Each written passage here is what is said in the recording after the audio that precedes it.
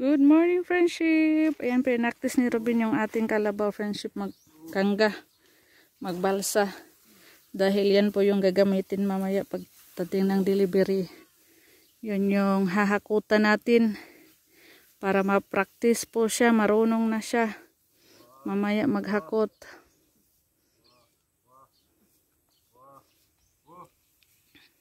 Dati, pinractice na po yan ni Robin doon sa tubig. Tsaka balsa. Tagal-tagal na hindi na practice uli, kaya ayan, pinractice naman ni Robin uli para mamaya hindi na siya magulat ba, hindi na po siya tatakbo.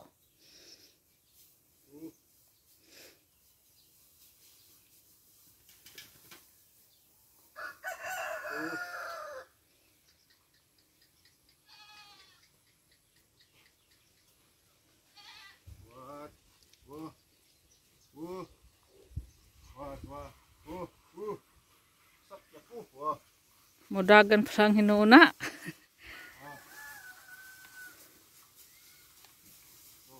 Sasakay daw po si Robin.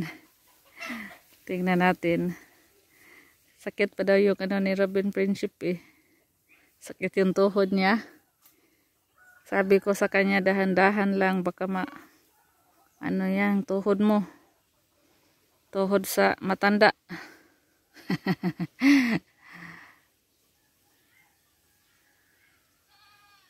Buti na lang ngayon, friendship, umuinit. Kasi nako, kagabi umulan, biglang bumuhos yung ulan. Tatakot ako, baka hindi makapasok yung delivery. Ngayon, mainit naman. Ayan, sumakay na si Robin. Oh. Tingnan natin, baka mahulog yan si Robin. Paano na lang.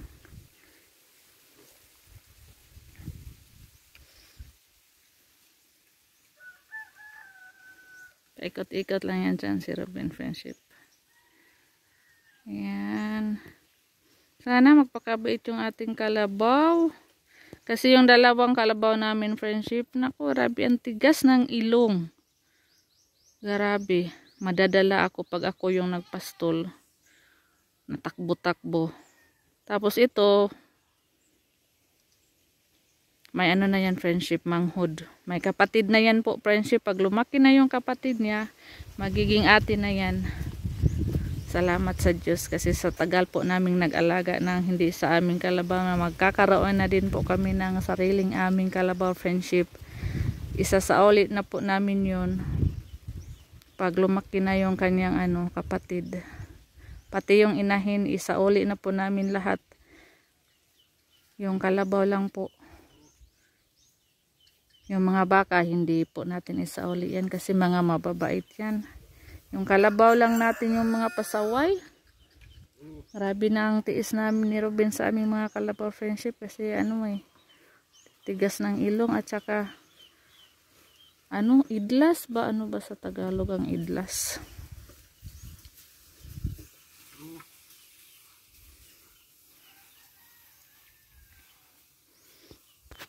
Practice lang yan si Robin dyan. Naghintay tayo sa delivery, friendship, kasi yung delivery dito yan ihatid dyan dyan sa may dyan banda ni Papa, dyan banda ni Papa ihatid doon. Kunin niya ni Papa yung kanyang kalabaw, yun malapit kay Robin.